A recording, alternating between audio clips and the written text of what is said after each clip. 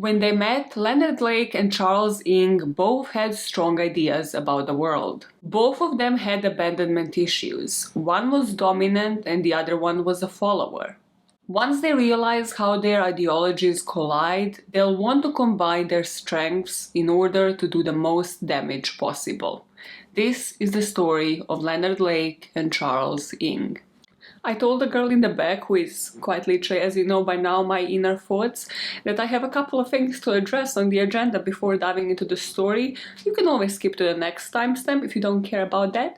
But yeah, she's going to ask me a couple of questions now, as if this was a late night show interview. Yes, go ahead, girl in the back. What are your thoughts on this book title? Right in the meat, right in the nutshell. I hate this book title as much as I like this book. That is the summary of that. Like, it is a pretty decent book, but I almost haven't read it, and it's like the only book written on this case. I almost have not read it because of that title. The title of it will be clarified in part 2 because you guessed it, because I just said it, and because you see it in the title. The story of Leonard Lake and Charles Ng will be a two-parter. It makes the most sense. It will be too long for it to be one-parter, and it makes most sense to split it on a cliffhanger and to split it when you finally try to at least understand the two individuals. So that's how it's split, okay? Yeah, the girl in the back has another question. Can you tell us a bit more about why we are here? Why this particular story? I truly feel like I'm part of some late night show that somebody gives a fuck, even though this is totally scripted and the girl in the back totally does not exist, which makes me 100% hinged, okay? I am a hinged person. Alright. Where was I? This is a listener suggestion, so thank you, and let it not repeat itself, okay? Just kidding. I live for this shit. This story affected me on so many levels, as we are gonna speak about throughout the video. But yes, there is a case suggestion form, and you can also drop any recommendations in the comments and I will add them to my list. And the main reason why that person wanted me to cover this case and why I wanted to cover these particular individuals is because I think we have a particular thought of thinking when you think about a killer duo that aren't siblings or aren't people that have known each other forever. I feel we kind of think the two individuals just meet, one of them suggests the idea and the other one is like, yeah, I'm on board, let's kill some people together. And this story is a really great example about how incorrect that assumption is, and it's gonna break those myths. If that is your thought process going into this story will change your opinion on that, so stick around to find out exactly what I'm talking about. I think we have just about enough time for one last question. Is there anything else that you would like to plug? I got carried away there. I'm not plugging a movie or a book or anything else. I just wanted to brief you on the agenda because if everything, knock on wood, goes well, I'm gonna have the first holiday in about 2 years. Yeah, not about 2 years, in over 2 years. Bye. I'm hopefully gonna go on holiday next week, gonna go back home for a week, calm my tits, but do not despair, okay? You're gonna have one video a week. That was the only briefing that I have had. So this week you're having part 1 of Leonard Lake and Charles Ng. Next week it's gonna be part 2. I'm gonna try to release it Monday and Tuesday, so there's no long wait on that. And then a week later I am redoing the case that is probably the longest case on my podcast and the one that still lives here in my head rent-free, because truly this case is one of a kind. It's one case that will make you rethink everything you know about true crimes. So yeah, that's gonna be another long one. So it'll be one case each week and then I'm coming back. But what I wanted to show you is that on my holiday, of course, because I don't understand the concept of holidays without true crime, I'm gonna be reading this book. Don't reveal the title. Look at the thickness of it. It's like a freaking Bible. It's not an actual Bible. Imagine if I came back from holiday and I was like, let me tell you a story about our Lord and Savior, Jesus Christ. Little baby Jesucristo. He gone bad. Jesus turned bad. It's all fun and games, but the older I get, the more uncomfortable I am with not being able to picture and visualize where we come from. This is going sideways. We have lived 10 lives in the past 10 minutes. But you know what I mean, religious or not. Like, can you actually visualize a plausible explanation of why we are here? That is a story for a different time. It's not a Bible. It is a decent true crime book that I'm gonna be reading and then telling you the week after I come back from holiday. So I just wanted to brief you on the agenda, and now let's get into this story. It's been like 15 minutes. Maya, goddammit. Maya is the name, Gone Bad is the game. It is the series where I sit on my fat ass and I tell you a story about people that have lived normal lives until one day decided to flip a switch to crime. And today's topic is a killer duo, Leonard Lake and Charles Ng. Let us dive into this precious story that will totally not traumatize you for life. Oh yeah, disclaimer, because it's disclaimer needed. Not so much for part 1 of this video, but YouTube is a bit weird about this topic, so hey, YouTube audit people, monitors, whatever your actual job titles are, I'm not gonna be putting any footage into these videos, okay? Don't ban me online. I worked hard on this. I read a whole ass book of like 500 pages, okay? Don't push it. Let me tell people about the psychology of these people. But viewer discretion is advised because adult topics are ahead, especially in the second part, but in this one as well. They're not the most stable individuals. So if you're a child, get the hell out of there. It shouldn't be on your recommended page anyways, because serial killers, but you know, if you're a child, don't get traumatized like this. This is the weirdest disclaimer. This isn't how the disclaimers are done at all. Let us dive into this story, goddammit, Maya. Get it together. 100% hinged. That's what she said. 100% hinged. Our story today starts right after the Second World War in San Francisco.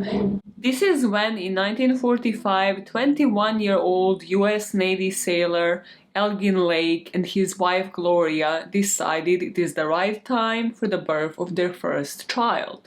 So around the most romantic time of the year, on Valentine's Day, his parents decided to do it, and on October the 29th, 1945, Leonard Lake was born.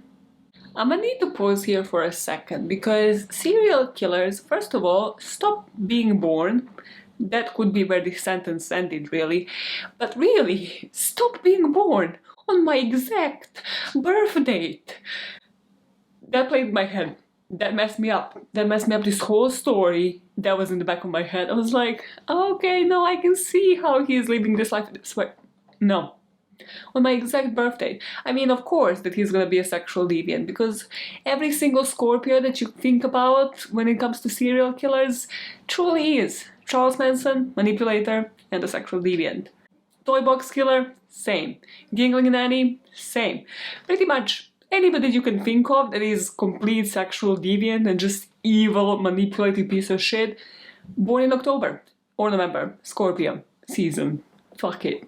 And it's just the lamest, because you know your parents had sex on Valentine's Day and that's why you came to this world and you're like, I hate everything, I hate life. So stop being born, and stop being born as a Scorpio. That is crucial. Crucial that you understand this. Alright, let's move on with this story. Gloria and Eglin would soon have a daughter called Sylvia, and then Leonard's youngest brother called Donald.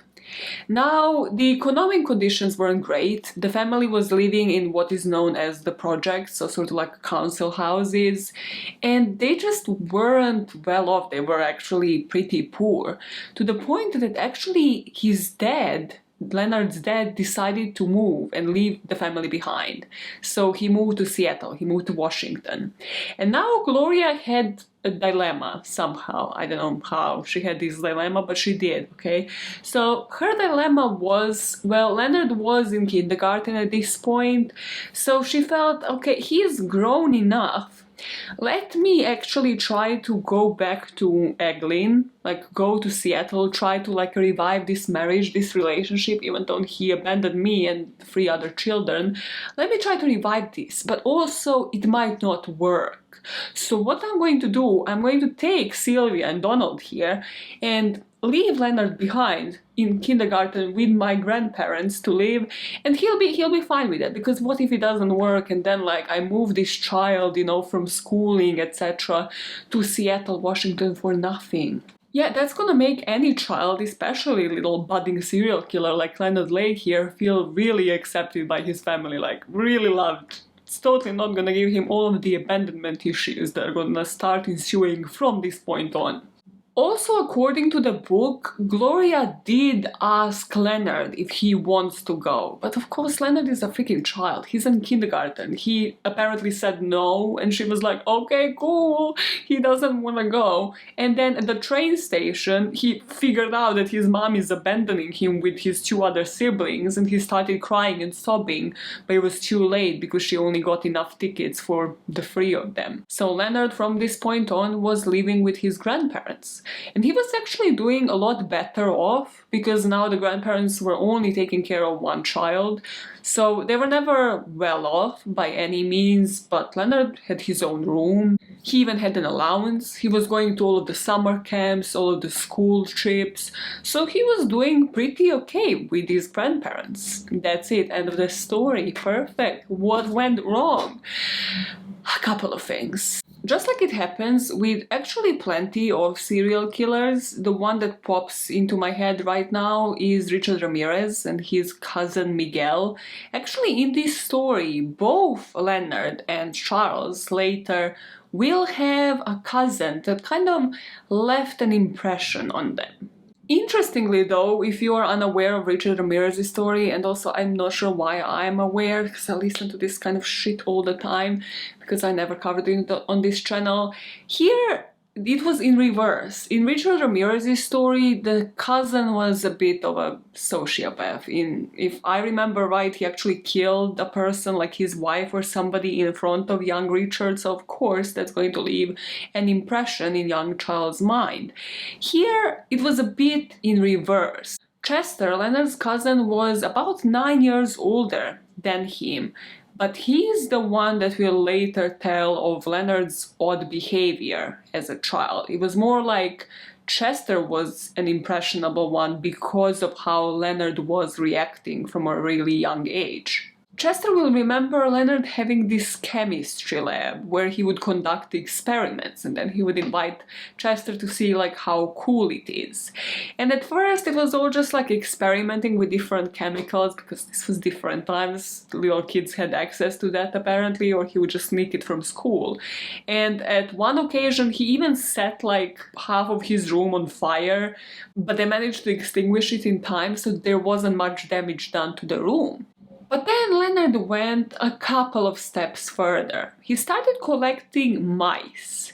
So he would make this world for these mice. Like he would get them to live in like certain confined spaces, in like their houses. He would make like activities in his room and garage for the mice, like these little mazes and spaces for them to just move around so that they stick around and stay with him. But then there was time to get rid of these mice, and that is when his chemistry lab proves useful again. Chester would later say that Leonard would just drop these mice into acid. Like this wouldn't be a slow death. And he would then just look at these mice dissolve in this acid, dying a slow, painful death for hours. One other interest that Leonard developed was photography. So his mom, Gloria, right, she moved to Washington, she started having a relationship again with the dad, with Elgin, with his two children, but then she realized it failed. But she still stayed there and remarried and now had two other kids, two other daughters. And every time they would come and visit, well, Leonard would be around practicing photography because he just got this camera as a present. And he, of course, without consent, would just be snapping pictures and videos of these two stepsisters that he had. No family members see this chemistry lab, him dissolving mice and creating the world for the mice, him taking pictures of his half-naked stepsisters without consent. Nobody sees any of this as a red flag. And they won't see this next thing as a red flag either. So remember how Leonard had younger brother Donald? Donald was actually in some serious car accident that left him not disabled, But he has had head injuries that left him a little slow. So due to this, he started receiving benefits. Social Security, I'm not sure what you call them in the US, but yeah, he started receiving benefits from the government. And Leonard, and this is crucial for him throughout his whole life, will see Donald from that point on as a leech. He will see him as the worst of the society, like the definition of what is wrong with our society. Because it's those people that don't do anything with their lives, they just live off of social benefits. He just never saw that, no, this brother of his is in such a debilitating condition that he actually can't work. This is why he's receiving them. He never processed that part of it, and from this point on, this is how Leonard Lake will continue to see the world. He would say these types of people took from the system and they should be punished. He even, according to his half-sister Janet, would later say that if he could poison a water supply of everyone on welfare, he would do it. Just as he was around the age of 18, in 1963, this book called The Collector came out. It was a book written by this English author John Fowles, and it follows this guy who at first collects butterflies, but then suddenly focuses on this woman, starts stalking her on the street, and decides to kidnap this woman called Miranda and keep her in his house as a sex slave. Once he read this book, Leonard started mentally picturing a beautiful young woman enslaved, kept in a secret cell, just subject to his own control under her, where he would be a dominant and this woman would be a submissive, available whenever he wanted her and being completely under his spell. He was fine living with his grandparents at this point, but now, having read this book and this plot being so fresh in his mind, he decides to move on. He wants to emancipate. He wants to go out and live in this world by himself. So, a couple of months after his 18th birthday, in 1964, he enrolls into Marine Corps. He loved being in the Marines. He loved it in particular because he was learning how to use the weapons. He was in this camouflaged uniform. He felt like he was on to something secretive, like he was being trained towards some further purpose. And on the weekends, while at this job, he would be visiting South Carolina, which is where his family lived now. And here he met Karen. Karen was a daughter of one of his uncle's friends, and immediately there was some attraction between Leonard and Karen. In 1966, Leonard was assigned for duty in California, so he started corresponding with Karen more and more often. In these letters, she would write that she didn't consider herself worldly enough and wanted somebody to guide her.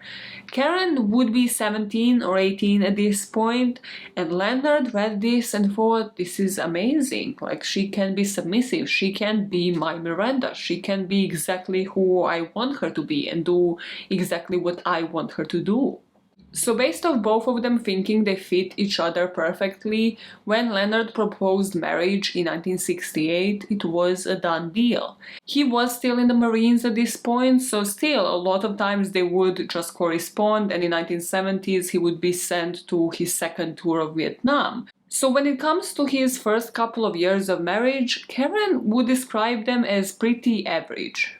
That is, except for a couple of things. She noticed that before the marriage, when they would only correspond, well, the whole dominant personality wasn't as prevalent when it comes to Leonard, whereas now it seemed like he more and more wanted to completely dominate her, what she was doing, where she was going, all of the decisions that she was making, and it seemed like he more wanted to be a dominant and for her to be his sex slave.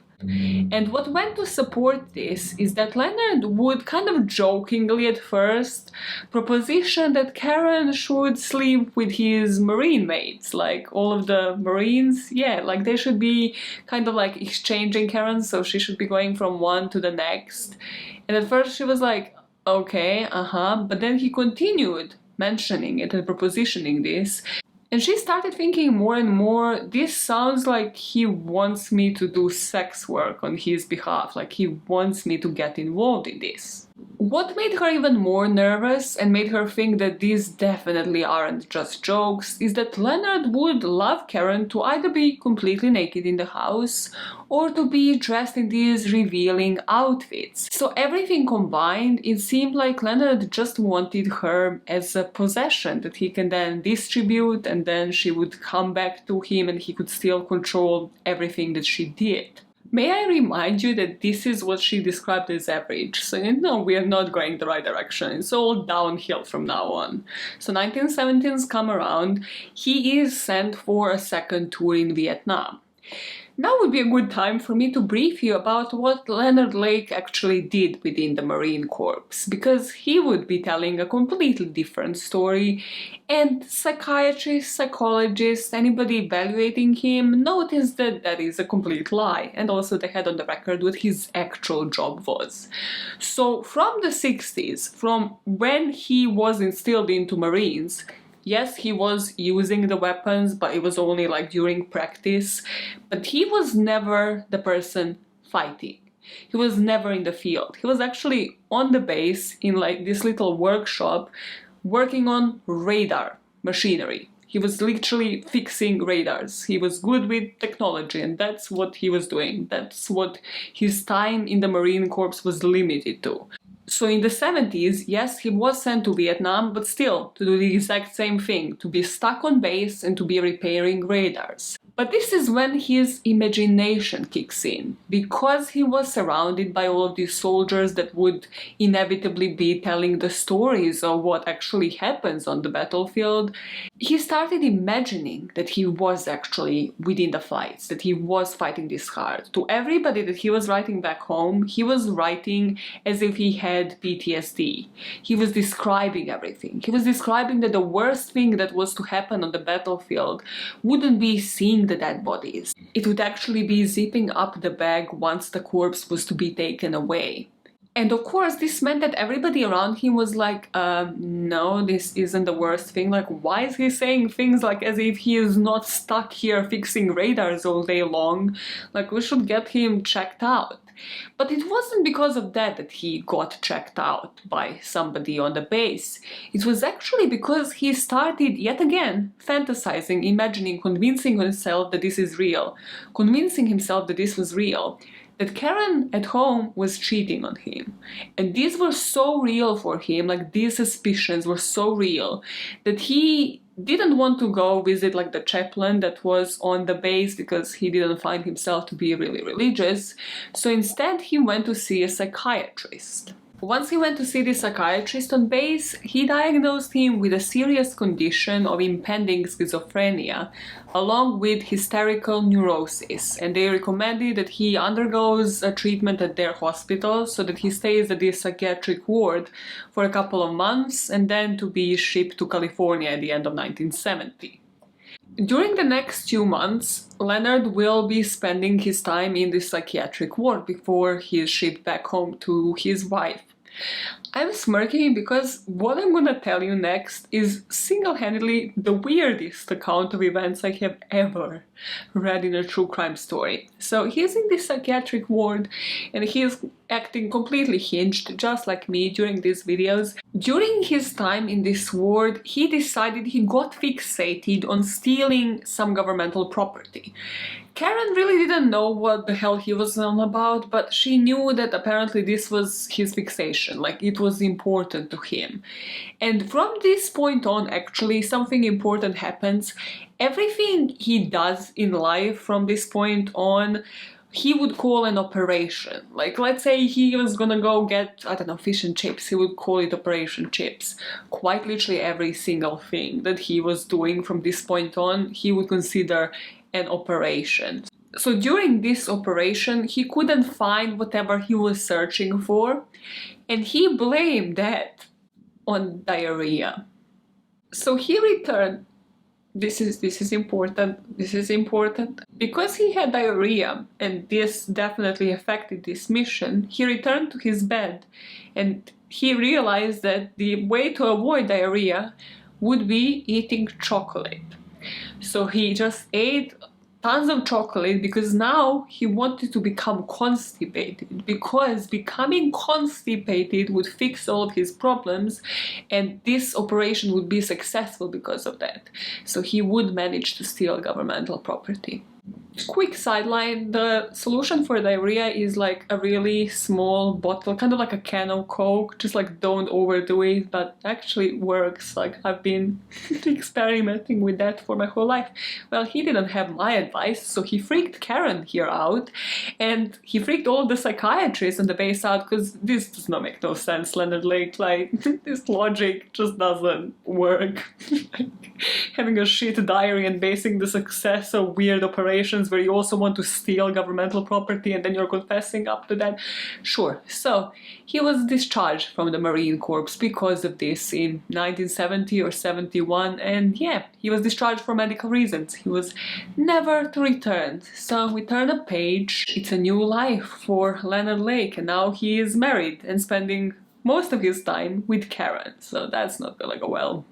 With him out of the Marines, doing just like some menial part-time jobs, they weren't doing well financially. They actually had to move to this cheaper house in San Jose, California, and instead of stepping up, maybe doing a course in something, making sure he finds a full-time job now, instead, Leonard Lake came up with a genius idea, and that is that Karen should be going to topless bars. She should be stripping and selling her body for money. She should be doing that full time, while he just sits on the couch and lives his best life.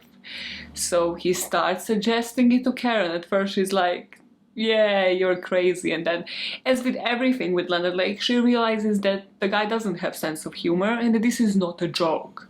Now, Karen is working at these topless bars for 40-50 hours a week, and then she comes home and Leonard has just been chilling there the whole day, expecting her to still serve him, and in particular to comply with all of his sexual desires.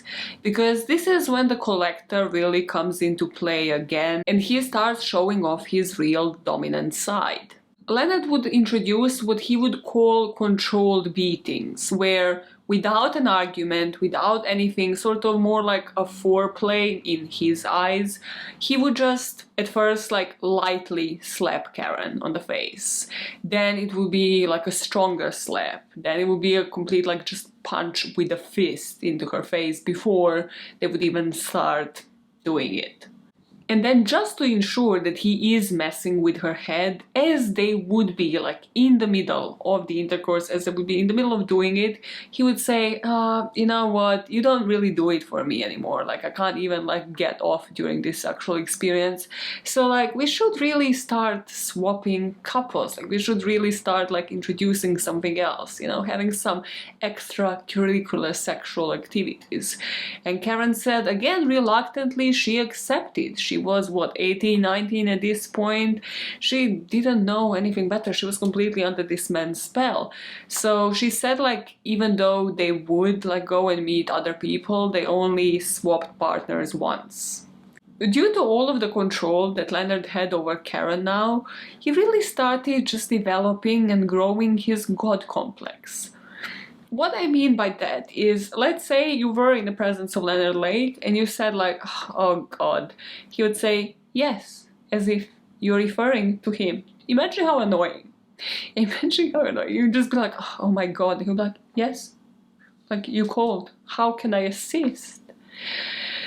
This would actually, if this wasn't to end in crime, this would actually be a hilarious story. But no, annoying, still a cunt. But hilarious. Because of his temper, because he was completely different that Karen ever imagined this marriage would be, she did think of leaving him, and it kind of started being like a recurring thought. She would go to work and she'd be like, how the hell do I leave him? Like, I don't want to go home. So one night, well, Leonard really fixed that for her, because he was there to pick her up, because he was, again, overbearing, controlling, had nothing else to do with his life. So he was waiting for her in that park parking lot of that topless bar, and she exited with this patron, and he lost it. He was so jealous. Like, he made it home before her and then threw all of her clothes onto the front lawn. And she just like came home and was like, okay, I can't deal with this. So that night she slept in her car. But then the next day, when she left the car, he broke inside of the car and took her clothes back.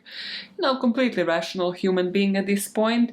So Karen realized, well, I have the pay from the last night. I didn't hand it over to him.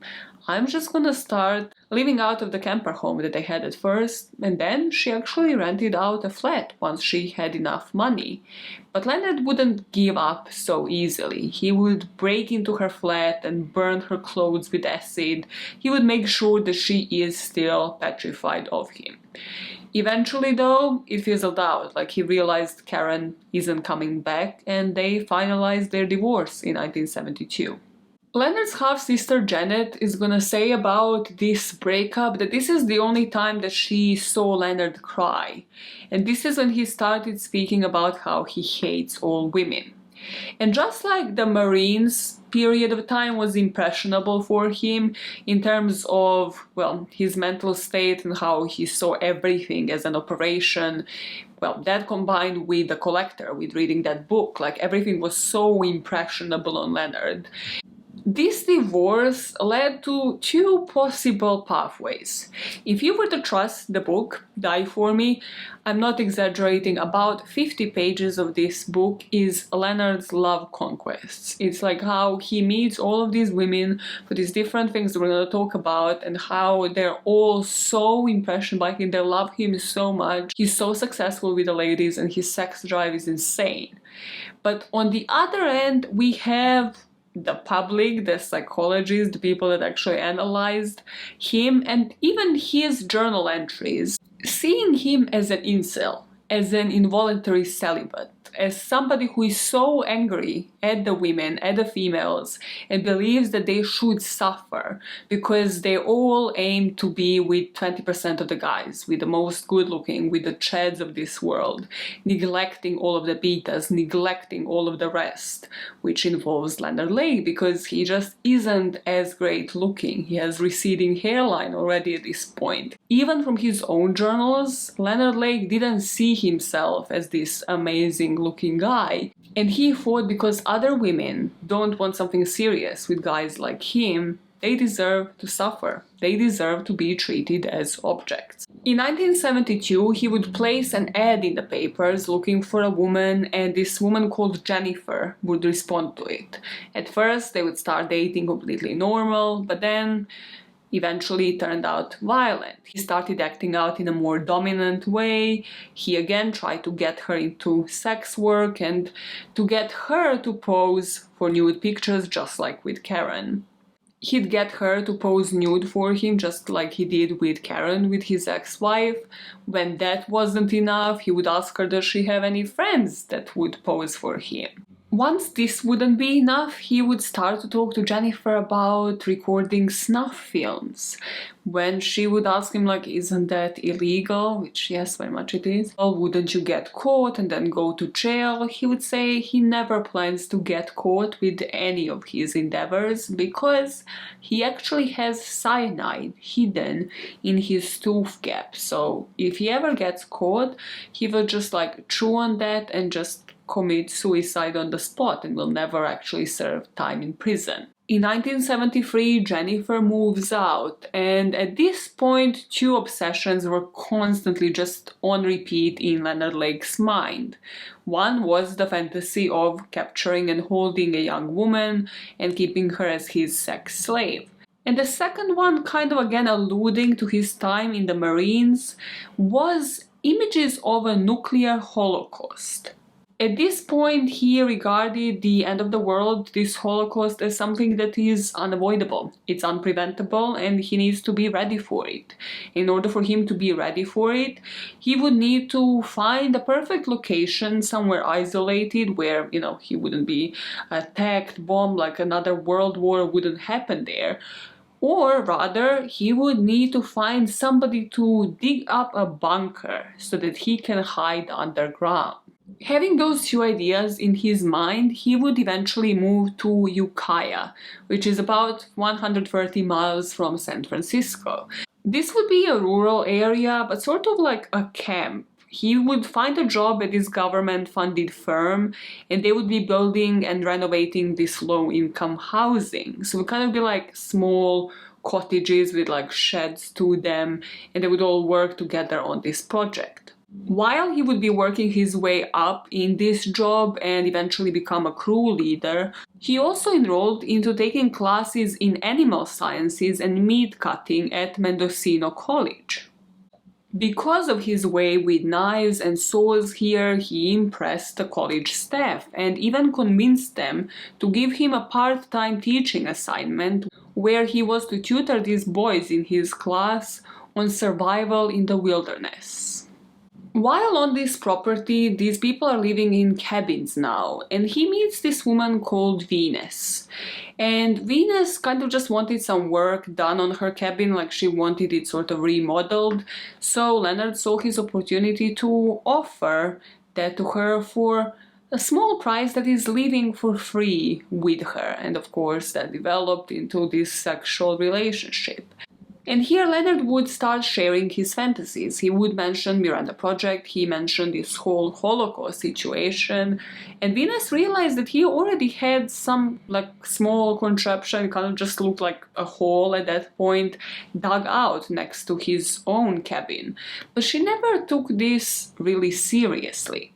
When he would speak about the Miranda Project, Venus understood that he wanted to build a shelter for the refugees, where people would be driven from the city during the environmental collapse that he described to her. And when she saw this hole that he dug, Venus assumed that this is like an old-fashioned root cellar, which is like a place where he would be storing food. She never really saw the inclination that Leonard was serious about this. It would be a completely different reason why Venus just left the whole situation and why she realized that, well, actually Leonard Lake is one huge SOB. And that is when he met her with his supposed friend Charles Gunner. Charles was actually like a godfather at his first marriage, so he knew Charles for quite some time. And Charles was married and had 2 daughters at the time, so he just introduced Venus to him, and he was showing him this new location where he was living. And Venus noticed how cruel Leonard was towards Charles, his supposed like best friend.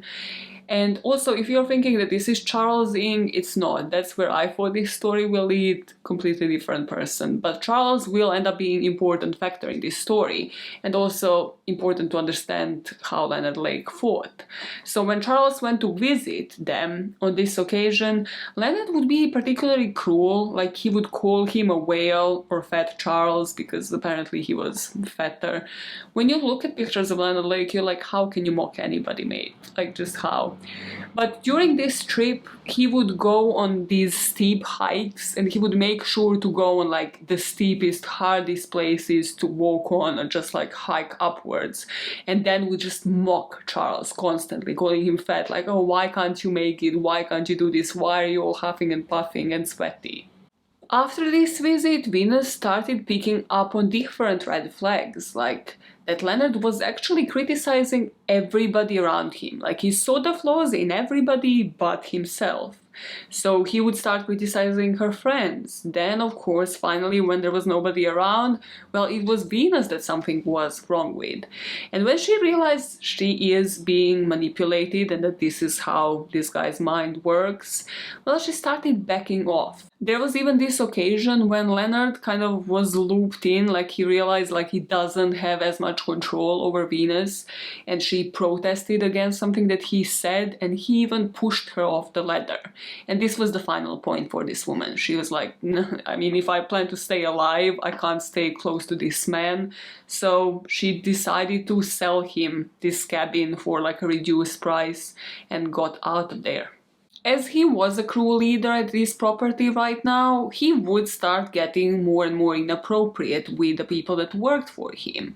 He would go as far to ask a bunch of them if their girlfriends wanted to pose for nude pictures. Really, the history repeats itself in many of Leonard Lake's conquests.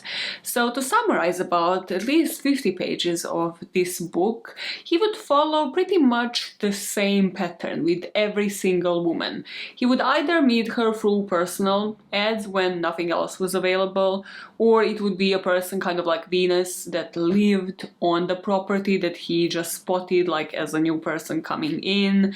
There was this guy Barnes whose girlfriend came to visit, and Leonard would kind of try to poach her, show her the album of pictures that he has had of other girls, and tell her that he's a professional photographer, that this is what he does, and will she pose nude for him. And in cases where they would say no, he would still be pushy, he would still try to manipulate them and turn the situation around.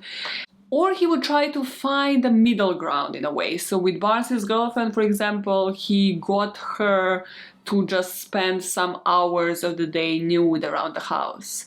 And probably, from what we know from his past, took pictures of her without her consent, without her knowing. In certain situations, his middle way would be to try to get these girls, whether they were girlfriends of somebody or these girls that he himself dated, then once he was bored of this posing nude, having sex with them, getting into bondage, to sleep with Charles Gunner, who, as we know, is his friend and also married, but he desperately needed to get laid. He just wasn't getting laid within his own marriage. Or he would be testing the grounds and talking to them about Holocaust, about Project Miranda, about his plans for the future, and just seeing if this person, if this woman that he met would be a perfect Miranda. We also can't underestimate that this guy was so skillful at seeking the opportunities. When it came to his own crew, he realized he would read a room and figure out that they don't really feel comfortable with their girlfriends posing nude for him. So he would propose nudist parties where they would just gather all together and they would just drink up and everybody would enjoy them. There would be no harm of them. So he had a couple of those. Then there was the story of this goat that is apparently really important in Leonard Lake's story. In my head, mostly because at this point he was 34. This is 1979. So I don't know how he came into the possession of this goat, but on this ranch, on this property, somebody brought this goat. I don't know if they bought it, whatever. The goat appeared. But the goat didn't look like a goat that you would normally picture. Apparently, one of its horns, either it had only one of the horns, either it was operated on, or one of the two horns were sort of like in the middle of her head. So the goat looked like a unicorn. I think somebody did some fuckery on this goat, but he saw the opportunity here because of all of the mystical powers that a unicorn would have. Though this would be like a unicorn from like Wish or whatever. It's a goat. It's not a horse to begin with, but okay. Unicorns definitely exist in Leonard Lake's mind, so he would be bringing this goat to these different local farm festivals, and this is how he started poaching women and girls. Another important thing in his life was that the age never mattered. He didn't mind if women were like 12, 16, 20 something, like he never cared. And we just always neglect to mention that he was also a pedophile because he slept with a ton of underage girls, according to him, according to his own journals. So he will be getting women to pose by the river, like in these rural areas in the mountains with this unicorn that is a goat, and of course they would have to pose nude in order to exude these mystical powers that this unicorn has. During this period where Leonard was using this one-horned goat to pick up all of these women, his true colors really came out. Even though stalker wasn't really used by definition at that time, he truly was one. When he would get fixated on a woman, he wouldn't be letting go. Just like with his ex-wife Karen, he would make their life hell. Because he thought, like, he opened up, he told them about Project Miranda, he told them about this Armageddon, like him creating this cell in order to avoid the end of the world, and what, they just planned to just leave him. And he thought of these relationships progressing in a certain way with every single one of these women.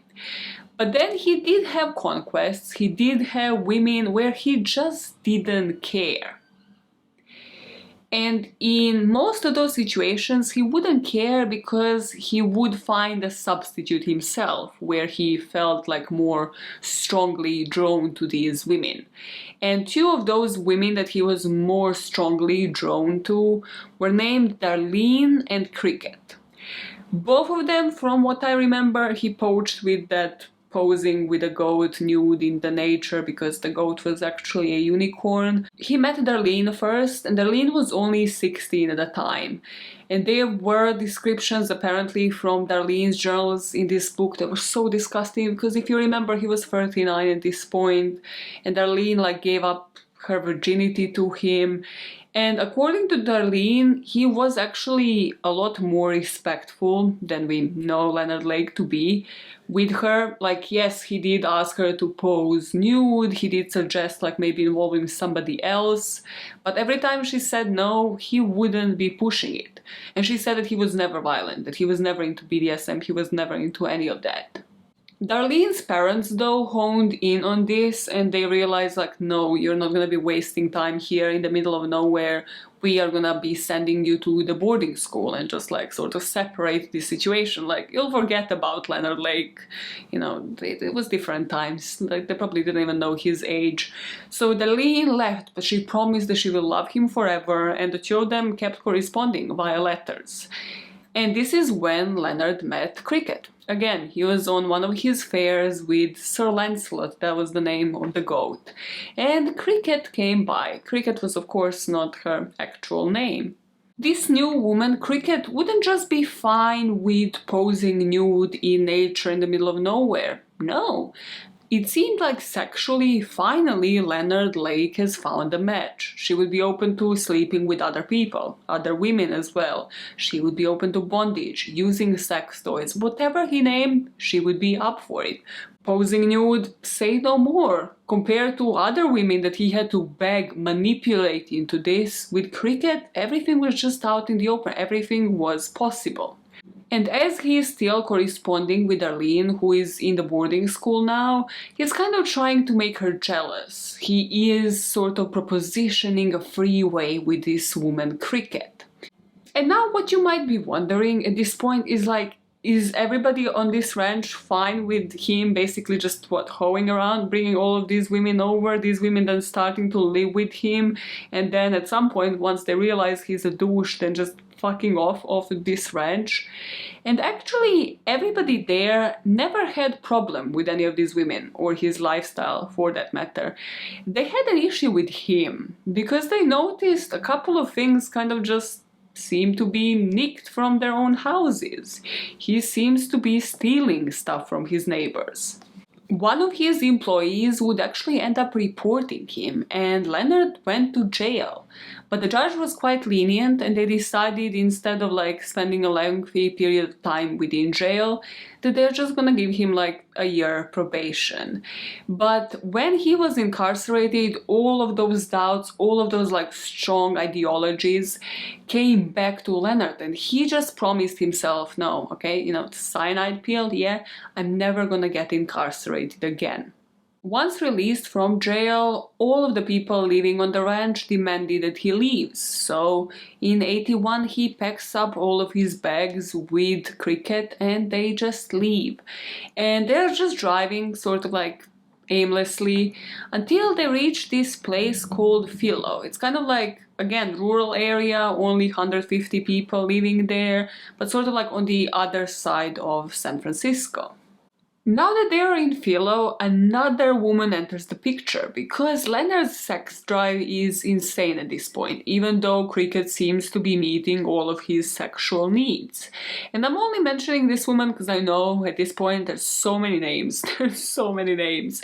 I'm only gonna mention Connie because her account of events is actually quite interesting, like how she perceived Leonard, Cricket, and that whole relationship. So when she moved to Philo, she literally responded to an ad by Leonard Lake to just do some work and help out in the motel. But it's as soon as she arrived there that she realized that they were kind of looking more for a sexual partner. And it was more for Cricket from what she described, because at that point they figured out that Cricket was actually bisexual. So she wanted to try out, having sex with a woman. And she described that place, like their room at that motel in Philo, like as, seeing different masks, like different bondage, kind of like hooks for the ropes on the walls in the room. But she said like nothing extreme, and that she never did anything that wasn't consensual. At this point, Leonard was still writing to Darlene, and he told her that they are now making porn. They are making the tapes that they will sell, that Connie has arrived on the location, that she is there for the freeway relationship that he is having with Cricket, and he just seemed to have been still trying to make Darlene jealous, but also still kept this relationship because of his possessive ways. He just wanted to dominate every single woman in his life. Now, in 1981, because Cricket and him have been going strong for, 2 years now from the goat incident, well, he decided to put a ring on it, and they got married. And this is why I mentioned Connie, because from her perspective, this wedding was an actual shit show. Of course, Charles appeared to be the best man at this wedding, and Leonard used every opportunity to again degrade his best friend, to call him fat, to make fun of him, because apparently Charles during this wedding tried to hit on Connie, and then he would go to Connie and be like, isn't he like obese?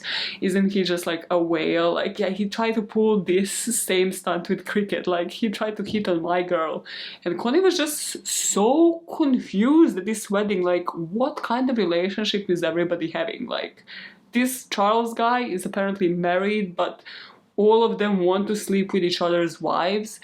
And also what Connie said was that Leonard's half-sister Janet was at the wedding, and she kind of, just by looking at how Leonard is acting with Janet, she said, I think he wants to have incestuous relationship with his half-sister as well. As he got relaxed on his own wedding, as he obviously started drinking, probably, smoking some weed, etc., Lake struck up the conversation with Connie, who at this point was so confused, so out there already, and he just started talking about his brother Donald, and how much he just hated him because he was a leech. And then he mentions Charles Gunner again, and here comes something that is important in the story and that I haven't mentioned so far, I think, and that is that Charles was also getting the benefits. He was also getting the money from the Social Security. So Connie didn't pay much attention to that, but it just goes to say that at this point, Leonard was getting angrier and angrier by day. Nothing was sufficient for him in terms of his sex drive. And he seemed to have a specific type of people that made him angry, and that he couldn't just avoid telling other people about, like how angry these people made him.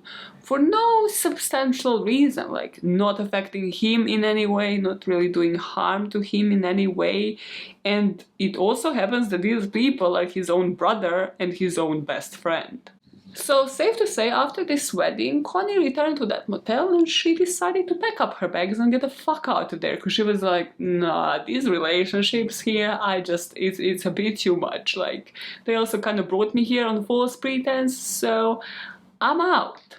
As she was saying bye to everybody at the motel, she also waved goodbye to this small Asian man that came around a few weeks before. Before Charlie's arrival, Leonard Lake will hear from a guy called Mark Novak, who was the soldier that spent a few days with him on the ranch at the previous location where he lived. Novak passed Leonard's details to Charles Ng, who was a Marine who was in some trouble. Charles at this point was a fugitive who slipped away from custody and needed a safe place to hide out. Charles and Leonard start chatting up, and soon Leonard realizes that Charlie has some substantial interest in survivalism. Around this time, they also meet this woman that lived on this ranch nearby who wanted to start a youth camp. This woman wanted to hire Leonard and possibly his wife Cricket, that was currently working as a teacher's aide, and then, whoever really they had on the ranch in order to build this youth camp, and then maybe, Leonard can use his survivalist skills to teach these young cadets. But before this could even come to fruition, in April 1982, the FBI actually got a tip from Mendocino County, where these guys were based, and they got a tip that Charles Ng might be residing on this ranch.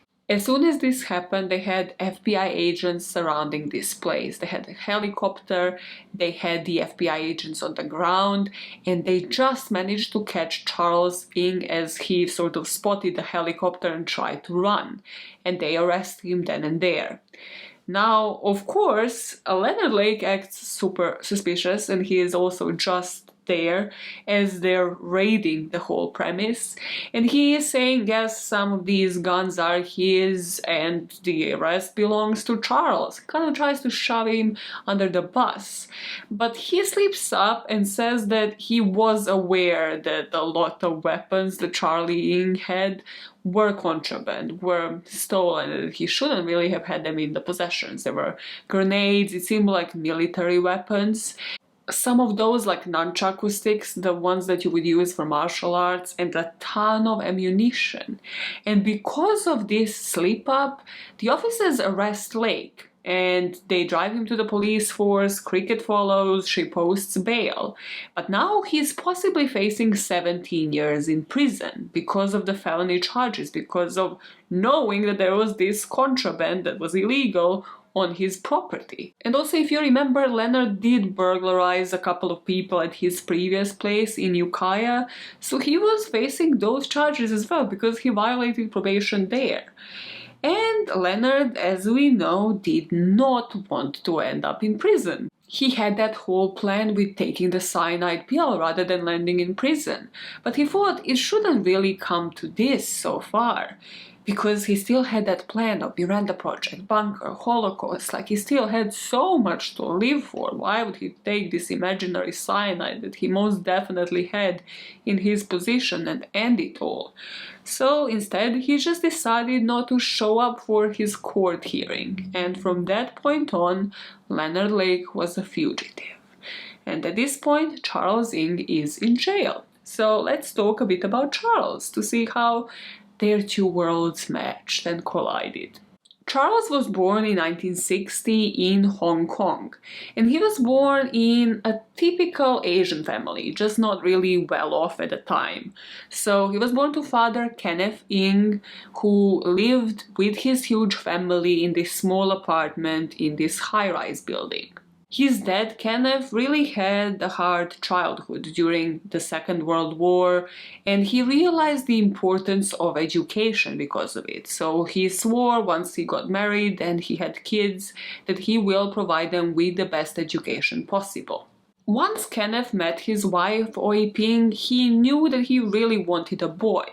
And at first the two of them had two daughters, but he was like, no, let's try one last time. I know a boy is to come. And on no other day but Christmas Day of 1960, the family was blessed with the birth of Charles Cheetah Ng. Unlike Leonard Lake, Charles, during his childhood, had a completely different relationship with animals. And I think we all know where this story is gonna go when I tell you what the animal that he had really close relationship with was. The animal was a chicken, right? So there was this chicken that was apparently living in this flat that Charles just collected from the street, and he was obsessed. He treated this chicken as a pet. So one day Charles returns from school and he realizes that the chicken is like in a soup, in a pot over there, and he freaks out. This traumatized him forever. It didn't stop him from like eating meat, but still, it traumatized him forever. Then there was also this turtle that he found on the streets and brought home, but the turtle was just shitting all over the place and they didn't have like a box or anything for it, so they suggested that he lets it out to this pond. Again, Charles was heartbroken. Then there was another dog that he picked up from the street and brought into a flat, and the family yet again told him he needs to let the dog out, like these animals can't live in the flat. And all 3 times he would just get so emotionally connected to these animals, and then just the idea of letting them go would bring him so much pain for such an impressionable age. Another thing that left an impression on Charles during his childhood was the martial arts. By watching these movies, by watching Bruce Lee, he knew that he wanted to become such a martial arts expert once he grows up. And he even started creating those like nunchaku sticks himself, because of course his parents wouldn't allow him to have them. And his mom always worried because he would be obsessed with this. He would be like creating sacks of like flour and then putting them up so that he can box, or just creating this training equipment himself in order to train. And his mom just thought like, no, you need to focus on education. So both mom and dad were on it. And unfortunately for them, Charles wasn't. The 2 daughters, perfectly fine. They had decent grades, never an issue. But Charles always rebelled. Not just that he rebelled, like he almost set one school on fire.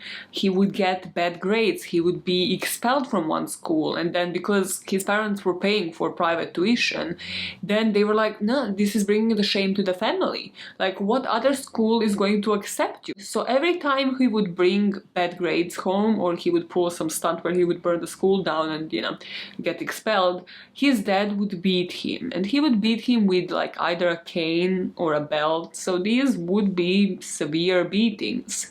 And every time that would happen, Charles would just withdraw and get more and more quiet, more and more silent, and just less and less expressive, just sitting and seething.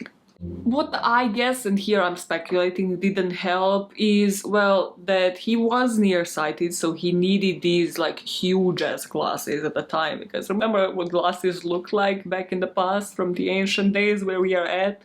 And especially when you're nearsighted, like my dad is, and has like huge power of the huge freaking power in them, so they just look insane, like your eyes look huge. He probably got bullied for it.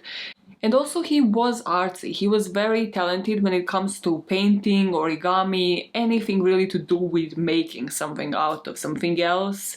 But on one day in school, he, I think, like left his package with like brushes and paper and different colors inside the school, and somebody stole it. And Charles would yet again take it to heart. He would just withdraw, and his parents didn't know what to do with him. One of the few things that pisses me off the most in this story is that Charles, out of the 2, actually could have had a completely normal life. Boring if so, like he could have gone onto a completely different path. But what we can't neglect, and probably why he didn't, was exactly because of this. Exactly because of how impressionable he was.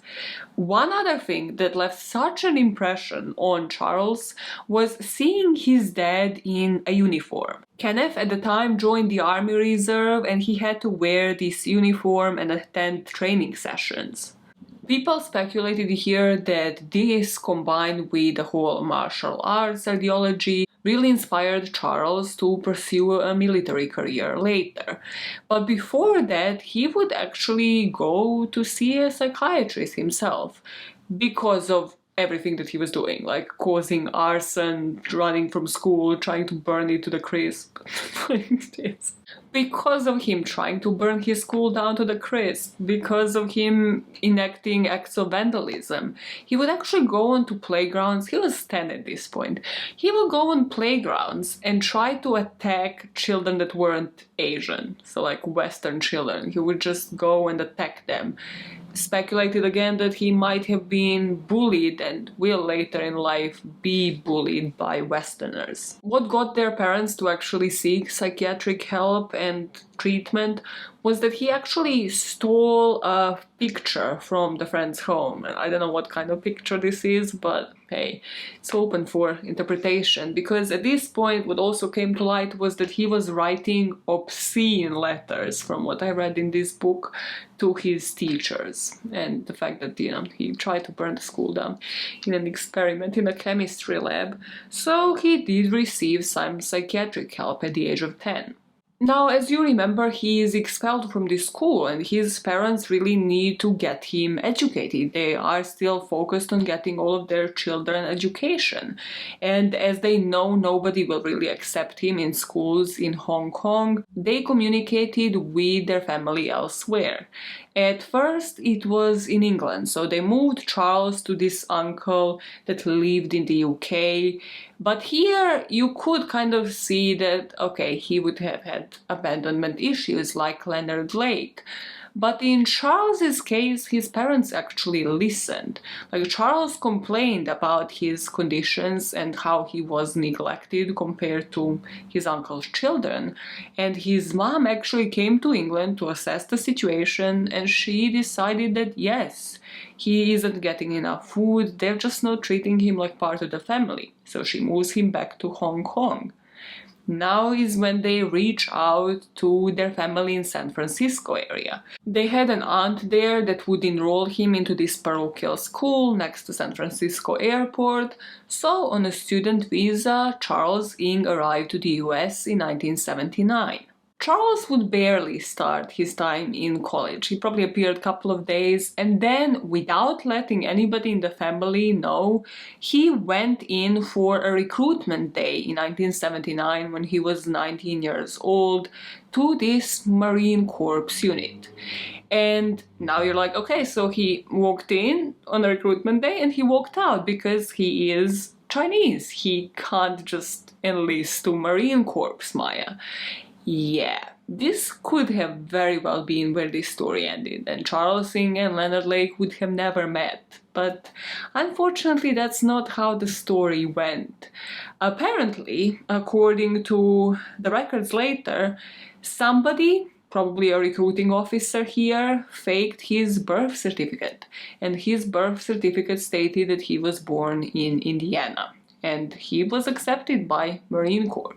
And people, including myself, will later speculate that Charles was accepted there because he knew how to impress them, because he knew what they wanted to hear.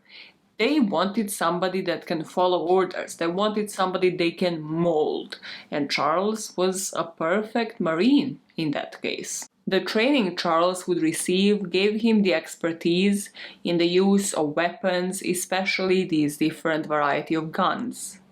This particular training actually started up an interest in ability to survive anything. He started suddenly reading publications on survivalism and seeking out other men for companionship on the same interest.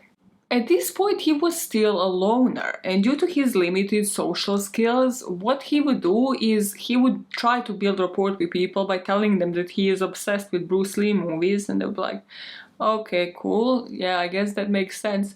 But then he would tell them to hold up like a pencil kind of here so that he could do like his martial arts kicks, which is cute when you're 5. Not so cute when you're like in the Marines at like 19, 20. They're kind of probably looking at him like, is this man an actual joke? But on the field and in actual training, Charles was excelling. They put him to train as a gunner, which is this position where the people are operating on the anti-tank missile devices. So some of his duties involved preparing the team for combat, carrying the ammunition, helping set up the weapons, and assuring the lead gunner's safety. And his superiors always said that Charles met all of the requirements of his military operational specialty and always did what he was told. And this is a personal opinion, but I think we neglect this particular part when we think about so many serial killers thriving on structure, thriving in the army, or within the military, within marine environment. But it's not because they thrive on structure. Like, if that was true, Charles Ng would have been great in school. He would have loved that.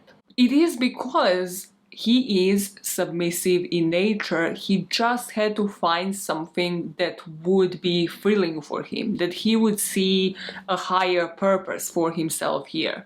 He would see himself as this soldier, as somebody following this routine and excelling at it. He had to find his passion, and then within that passion, he could very well thrive. So if people just knew how to sell him a school, you know. Because Charles was expressive about his interest in survivalism, he would eventually meet Mark Novak. Remember the guy that would end up introducing him to Leonard? The two of them would find that they have similar interests. They would chat about weapons, techniques, and methods of staying alive in the wild. And Novak was particularly drawn to Charles because Charles was against, well, anything fun really, like drinking, smoking, going out, having fun with people. And Novak was a married man, so he wanted to stay away from everything sinful like that.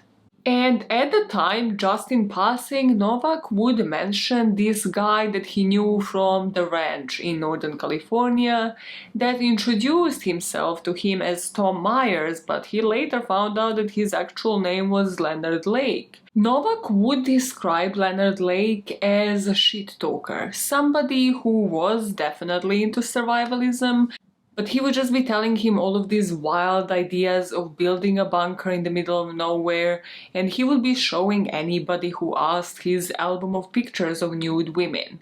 But at that moment, this comment will just be sort of like in passing. There wouldn't be much else that Novak shared with Charles. In 1981, as Charles was doing one of his watches, like sort of observing the base, protecting the property so nobody steals anything, well, something in him really did not allow him to stray away from criminal life, so he decides, why wouldn't he be the one who steals something? You know, these watches exist because of people like him. So he decides, you know what, there is a lot of ammunition here that would go for a lot of money if I was to sell it. This is the marine weapons that we are talking about. So he starts chatting with two other people, sort of looping them in on the plan and trying to get it done in such a way that nobody really blames the guard, the person that is actually doing the watch.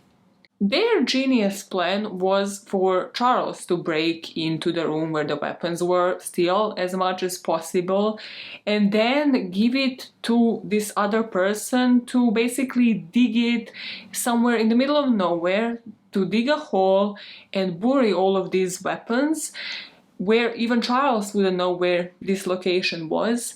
And then from there on, they're going to do kind of like a rental system for these weapons, where they will rent them for huge amounts of money, and then again they will collect the weapons, bury them in a different location so that nobody really knows where these weapons are.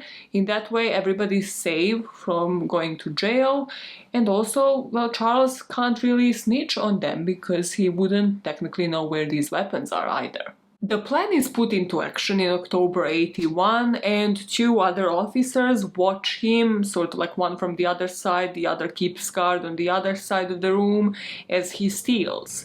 As soon as he gives these weapons to somebody else, he never saw these weapons again, nor did he see the money made out of them. But what he did see was the walls of a prison cell, because he did get arrested a couple of days after because one of them snitched. So Charles knew how this thing goes. Whoever talks first will get the least amount of time to serve in jail. So he snitched on who was in on this plan. So the police officers made a deal with him that he will only be serving a short sentence doing hard labor. After the interrogation, Charles is waiting to be transported back to the jail cell, and here he spots an opportunity. The guards didn't even have him shackled, they just kind of let him roam free while they were waiting for this bus. And one of them seems to be really tired. He kind of just like tried to relax and put his head down for a second, and the other one just went to have a phone call. So Charles in here kind of pulled a Bundy and just jumped out of the window and started running. He actually knew that there was a friend of his that lived in that area, so he went there for cover.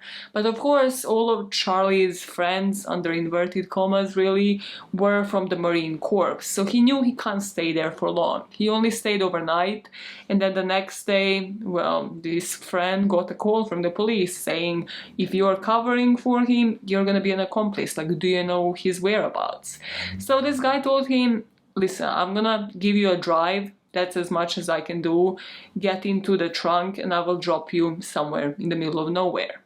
This friend that helped cover for Charles Ng that night and that later dropped him off in the middle of nowhere just happened to be Mark Novak, that then gave him the contact details of Leonard Lake.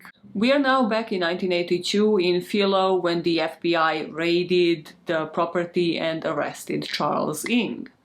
After that, Leonard Lake, as I mentioned, was a fugitive as well because he was an accomplice, he was aware of all of the weapons that were on the property, and he was on the run with Cricket. And Cricket didn't in particular like it. She still liked Lake, she still thought that they were on the same page sexually, she just didn't particularly like this moving around, just not being able to stay at one place. She didn't really enjoy being the fugitive of the law and protecting his ass. Cricket here would decide to back off and for the two of them to just meet up occasionally for just sex and fun. And this is when Leonard moved back in with Charles Gunner. Well, he actually wouldn't stay there for too long, but while he did do some damage. According to him, Charles was the one to ask him to sleep with his wife, so he did. According to the wife, it only happened on one occasion, and it was just like because his friend asked him to. There was nothing like kinky, BDSM-y about it. He'd still be corresponding with Darlene, he met up with her once, but then eventually she would leave to go back to college and studying, and she would find a boyfriend herself, so he wouldn't hear from her for a while. He'd meet up with Cricket now and then, he introduced another woman as a trio, open marriage kind of relationship, and this woman named Rhonda would have an interesting account of events, which I kind of feel like this is when Leonard really started escalating. He knew that he needs to put his work into fruition, and he was just confused as to how to do this without wasting any time, ensuring that he actually doesn't end up in prison or having to take his cyanide pill. Because with Rhonda, at first he gave her a fake name, then he revealed his real identity. Then he started sharing openly how he believes some people need to be erased from this world, mentioning his brother and his best friend Charles Gunner as potential people to get rid of. After that, he would stick to his usual structure. He would talk to her about his abandonment issues. He would try to build rapport and manipulate. He'd ask Rhonda to pose for him, get her involved with Cricket, again suggest more provocative acts, and that would escalate the relationship for him. But this here, fortunately for Cricket, who was loyal and sticking around for this whole time, after Rhonda realized that Leonard is a shit show and that this whole relationship is messed up, left, like all of the other women in his life, Cricket kind of probably had that moment of realization where she looked at Leonard and she was like, why the hell am I staying here after all of these women left? Like, what am I doing? Like, there's nothing special. I don't want to be by myself with this guy. In fact, if the history shows, I was always the one asking for somebody else to be here in order to be comfortable. So she submits the divorce papers, and the two of them finalize their divorce in 1982. Two things happened right now that, in my opinion, triggered one another. Because, as you could imagine, abandonment issues probably kicked in again. Yet another wife left him. How dare they? How dare women just leave Leonard Lake? This is like unacceptable. First Karen, then Cricket, not to mention all of the women in between. Every single woman seems to be leaving Leonard Lake, and he's such a decent human. Every woman seems to just not want anything to do with Leonard Lake. So what he does is he starts hanging with Charles Gunner again, and at this moment Charles Gunner's wife and kids leave him as well because he was abusive. And Leonard would not approve of this. His friend Charles was abusive towards both the wife and the kids, but Leonard thought that he should have treated them all differently. So I think this triggered something in Leonard to finally start turning certain parts of his plans into action, because this is when he goes home. And he goes home to see his brother Donald. His family won't suspect anything here, and they're actually pleased. Like, suddenly Leonard is displaying interest in spending some time with his brother. And he actually suggested that they go on this trip because Leonard actually found Donald the perfect job. We know that he has limited capacity, and Leonard was like looking around and he found this ad for a house sitter. So he suggested Donald will fit this position perfectly. He told them some lies about it, where it is, what it's about. He helped his brother pack up the suitcase and leave the house, and nobody will ever see Donald again. After this trip to visit his brother Donald, Leonard truly became everything that he hated in the world, because suddenly he was the person living off his brother's social security, his brother's benefits. He started journaling in 1983, and this is how he saw it, because of course he never saw that he was doing the same thing that his brother was. I am a dangerous person. Society would worry if they knew I existed and what I was up to. But more than my victim, I am most suitable of victims.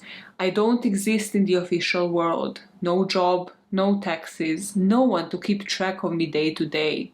If I were to disappear, it might be months before anyone would even wonder. And then, what could they do? And as much as I hate his ego and him himself saying that he is a dangerous person, remember when he called himself a god? He's kind of right. But there will still be time before he disappears, because he goes back to Charles Gunner, and Charles was still at this time living with his two daughters. And here, yet again, just like with Donald, I think he started a chain reaction. He started actually putting all of these plans that now he has had for almost 2 decades finally into action. It was finally his way of feeling useful. So he met this woman that was sort of like a couple of houses from Charles, and he explained to her that Charles's wife just left him and like he needs to take care of these 2 daughters. He deserves a vacation. He deserves like a week's break. Can she just possibly babysit, house sit for some time, just check up on the girls. They're all grown up already, but just like check up on them while him and Charles just go out for a trip. And yeah, you guessed it, nobody ever saw Charles Gunner again. The way that Leonard would describe Charles's departure in his journal sounds like a line from Taken. He said, "Charles stayed up north. I have the children for a while." Is this a ransom note, Leonard? What are we doing here? But to other people, he would say that Charles fell in love and he abandoned his family, and everybody was like, typical Charles, why don't we trust Leonard forever? With Charles gone, he's taking his benefits payments, his social security payments as well. But I mean, he's kind of inconvenienced having to like babysit his two kids now. So he starts spinning the story that actually Charles isn't coming back. Somebody should take them into foster care. And the way he knows that Charles isn't coming back is because Leonard has footage of him beating his children. So he would go to the authorities if he was to ever approach them again. So finally, friends of the family, friends of Vicky and Charles, take these girls into foster care at least until Charles returns, which, as we know, will be never.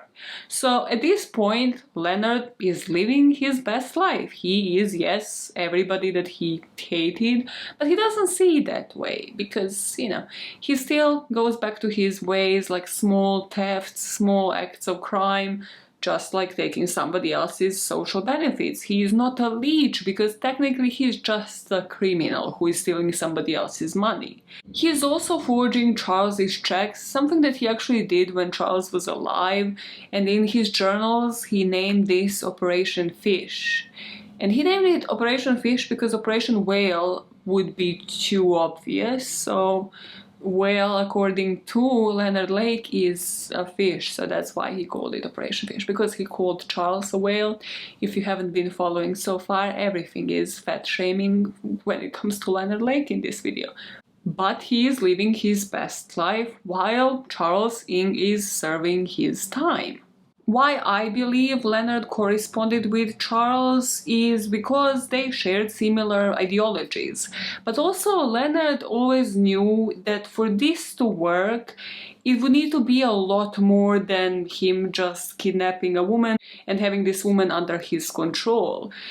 Something that we will speak about in part 2 is just about how administrative in a way this was. Even if you are thinking about survival, yes, now he is living off the benefits that he's getting from Donald and Charles.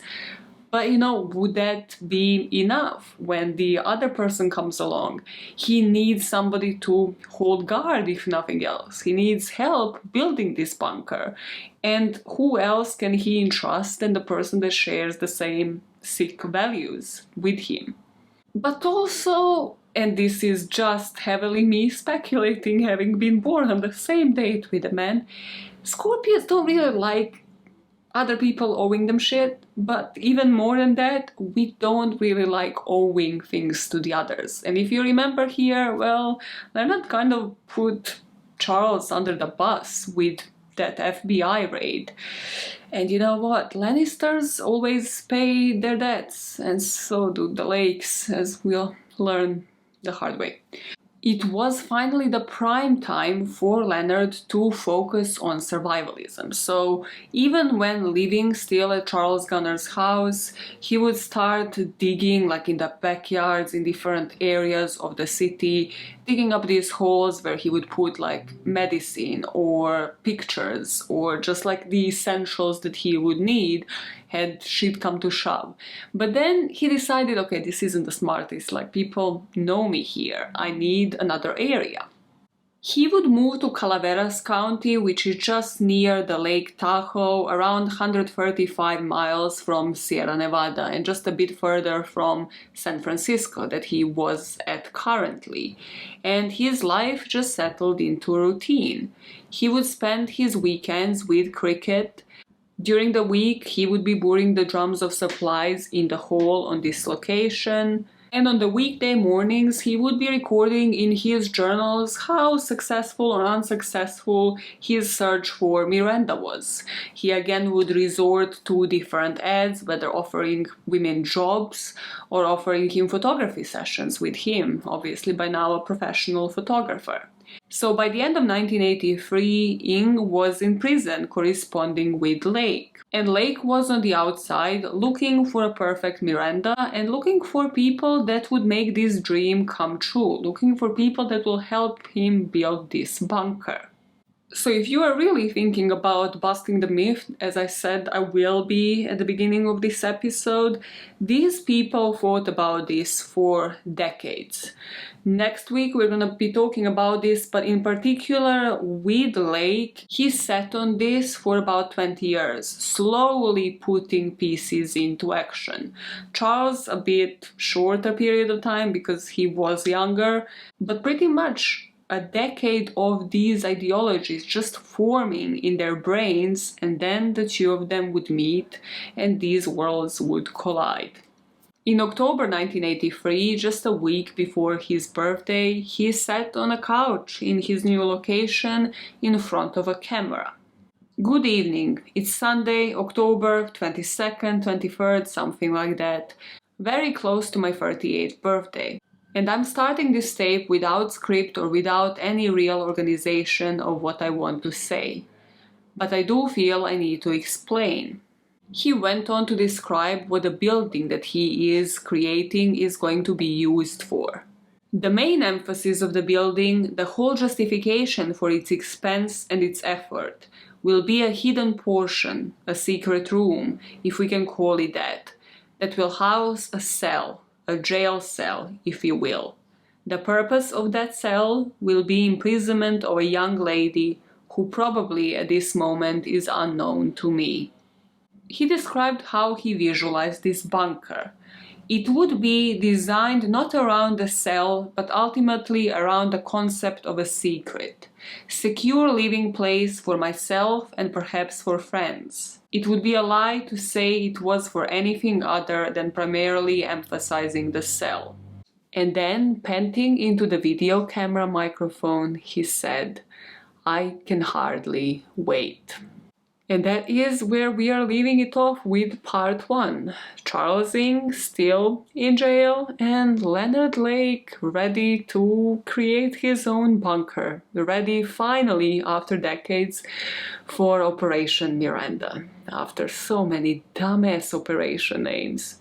I wish I knew them all, but he didn't even bother to note some of them in the journals. Why do you wish to know them all? Why is this story so captivating and so messed up? So, as I mentioned, part 2 will be with you in the next couple of days. And until then, I could go shower this nonsense off me and stop thinking about the fact that this man was born on the exact same date as me. It doesn't matter. He wasn't born like same hour, same year. That would be the creepiest. I would literally be like, I'm not even into horoscopes. I'm not even into zodiac signs, but don't mess with me like these people. No, first check the birthday and then fill out the case suggestion form, okay? Let's figure that out. So I'm gonna leave you a couple of outtakes in which I totally don't speak about how much this bothers me and compare this thinking and rationale with my own. And I should be seeing you in a couple of days. Oh, bye. Bye. The back is like, I'm gonna get scoliosis, okay. They don't care. This story is going to change that opinion. It's going to push it right out the way. Now thinking about it, this old guy. I saw it noise, but it's dying. Okay. I think I'm failing as a plant owner. The orchid's gonna die. Wait, this is like, I am far as shit. Do you at least see the space jam? Why am I so far? I legitimately cannot see at this distance. Yeah, but then the glasses wouldn't look like decent with a freaking ring light. Okay, first world problem is get it together. Okay, stop whispering. Let's test this microphone. Use this mic so many times. Why are we still testing it? Because you can never reach true perfection. Actually, people have, Maya. A lot of people have, at least on the sound, the visuals. Not you, though. Okay, cool. We good? You are actually pushing it today with freaking Hogwarts behind you. Is this like a mandrake? Whoever designed this is actually pushing it. Like, why would they be standing next to a mandrake that famously screech and make noisy sounds? Are you gonna nerd out on Hogwarts right now in the middle of this story? Sig. Love it, love that for you. This is a test. In 2021, one girl decided to take her YouTube journey seriously. She can't even put makeup on the pimple that possessed her face. Can she nail her microphone sound? This is the story of Maya Mabengeza. Okay, let's see what this sounds like. Ineptitude, that's what that sounded like. Ineptitude. Why my shirt? It's like a cool logo. I want it in a fucking... Yeah, put it there so it looks like it's fucking attached to your neck. Yeah, that will convince people. That's how the shirt looks. Like, make sure. Put it like right there.